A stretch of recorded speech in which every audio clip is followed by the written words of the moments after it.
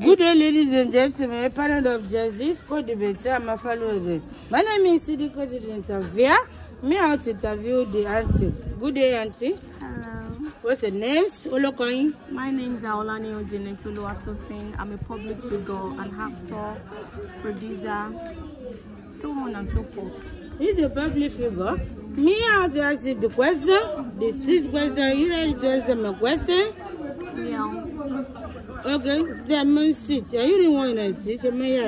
I sit a lot. Ìgbà mi wà tẹ́ pé tí bá yàgbẹ́, òórùn ìgbẹ́ mi máa ń disgust me. Mama sọ pé Tosin, are you mad?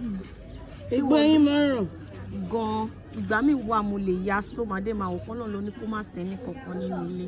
Ìgbà mi dẹ̀ wà tẹ́ pé òórùn so tí ò dá yẹn máa ń dùn mọ́ mi, màá tún gbóòórùn ẹ̀ máa ṣe blanket báyìí. I sọ Tosin, oh, you are mad. Okay, one. I want to ask you the question again.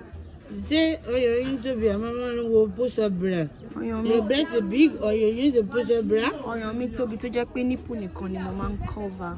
I only cover my nipple.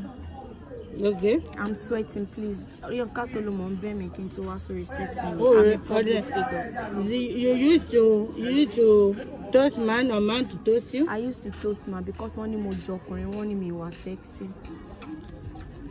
You used to eat salmon gel? Yeah, I eat a lot. And you really man gel, man jẹ bàtẹ ẹ̀gúsí láàárọ̀ ní aago 5. Òkèlè throughout ṣá. Zemo, you used to Mo